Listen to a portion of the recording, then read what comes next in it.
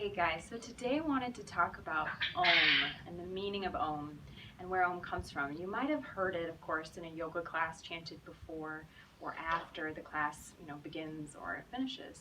And you might have chanted it in meditation, or maybe you've even just seen the little Om symbol on somebody's shirt or tattooed on them.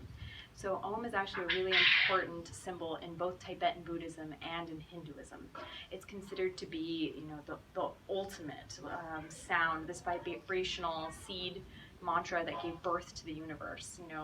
And they believe that there was nothing, and then there was a sound, and that sound gave birth to everything, and that sound was Om. And so Om can be spelled O-M or also A-U-M. And A-U-M, it actually represents in Hinduism the three most powerful kind of trinity of gods.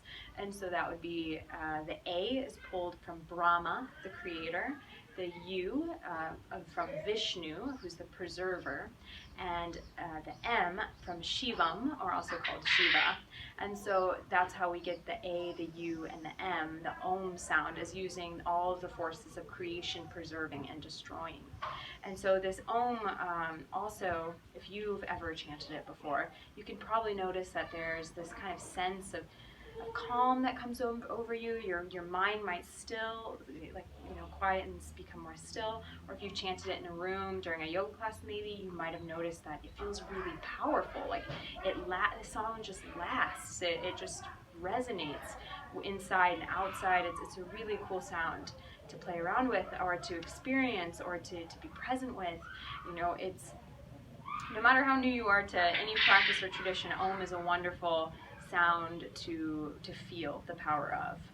And so also Om, if you look at the symbol itself, which I'm sure you can Google or I'm sure you've seen before, it also represents the four states of being, which is consciousness, unconsciousness, the dream state, and the ultimate infinite state. There's a fifth line in the symbol which looks like this.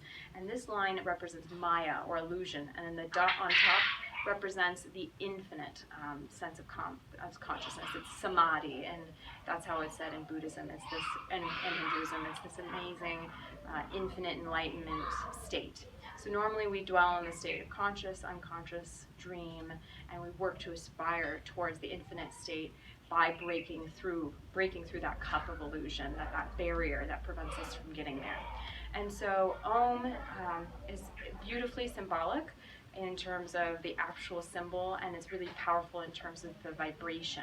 So just by looking at it, you see it has so much power and meaning, and then by saying it, you can feel how much power and meaning it has. So I think Om is so beautiful, and I'm really lucky that I've been able to chant that in so many different environments. And there's a lot of sayings out there that say if nothing else works for you, like if your mind is still going here and there and here and there, and you can't calm down, if yoga is not getting you to a state of kind of purity, if nothing else works, Om, go to Om.